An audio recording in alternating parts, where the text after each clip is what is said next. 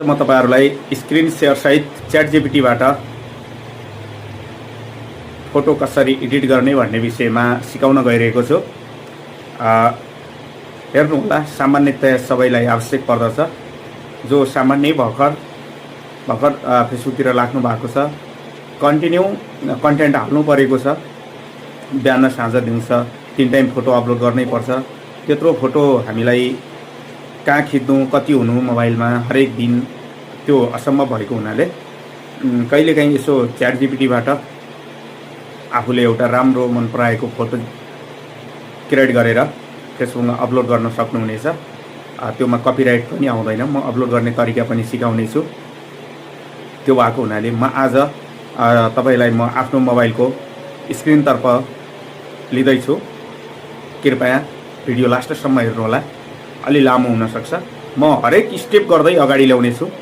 त्यसको लागि तपाईहरुले हाम्रो देवराज सञ्जाल देवबाब फेसबुक पेजलाई फलो गर्नु होला।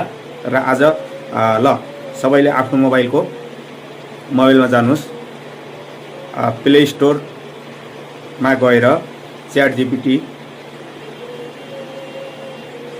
जीपीटी सर्च गर्नुस्। त्यसपछि यसलाई यस्तो इन्टरफेस देखिनेछ र यो माथि फर्स्टमै रहेको च्याट जीपीटीलाई इन्स्टल गर्नुस्।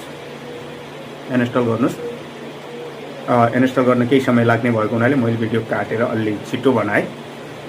त्यसपछि यसलाई चाहिँ ओपन गर्नुस्। ओपन गरिसकेपछि यहाँ च्याट जीपीटीमा लेख्नुस्।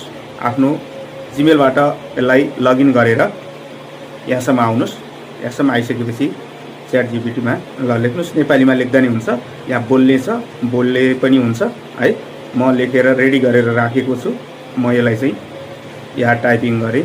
मलाई नेपालको सुर्खेतमा रहेको देउती बजै मन्दिरको फोटो जेनेरेट गरेर दिनुहोस् अनि 4:5 साइजमा भनेर लेखेर यो चाहिँ सर्च गर्नुहोस्।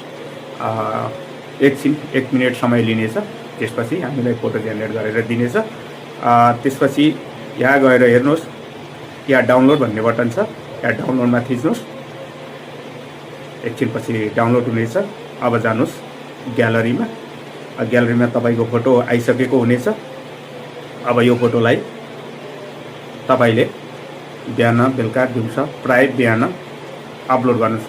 गुड मर्निङ, देउती बजैको दर्शन गर्ने सबैले जय देउती बजै लेख्नुहोस् भनेर यो चाहिँ के गर्नुहोस्, पोस्ट गर्नुहोस्।